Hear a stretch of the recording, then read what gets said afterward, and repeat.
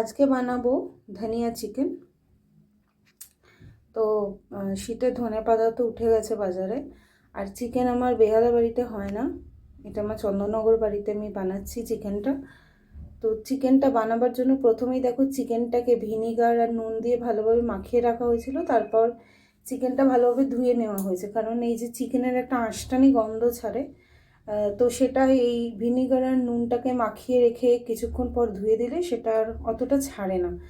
তো আমি এখানে চিকেনের মধ্যে মাখিয়েছি, দই মাখিয়েছি, আর বেসিক যে মশলাগুলো থাকে সেটা হচ্ছে পেঁয়াজ, আদা, রসুন, আর সাথে আমি গোলমরিচ দিয়েছি, ধনে পাতা আর কাঁচা লঙ্কাটা দিয়েছি, তার জন্য এরকম সবুজ হয়ে গেছে মাংসটা।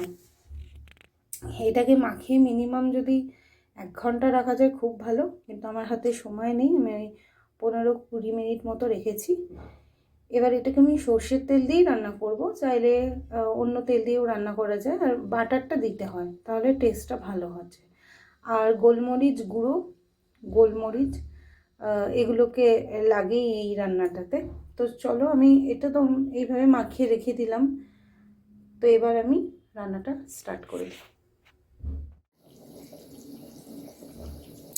চিকেনটা আমি সর্ষের তেলে রান্না করছি, তো আমি এখানে মশলা আর কিছু দিইনি, শুধু এখানে বাটার দিয়েছি আর শাহি গরম মশলা দিয়েছি, ব্যাস। এবার চিকেনটা ভালোভাবে ফুটিয়ে কষিয়ে যে যেরকম ঝোল খাবে সেরকমভাবে রাখতে পারে।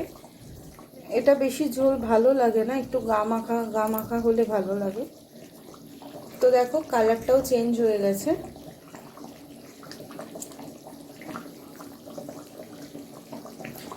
ঘিও ব্যবহার করা যেতে পারে, কিন্তু আমি বাটার দিয়েছি।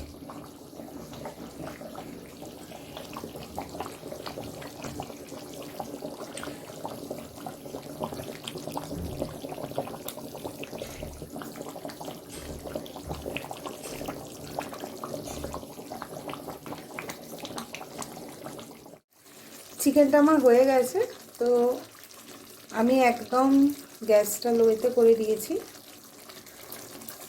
আঁচটা আসে না।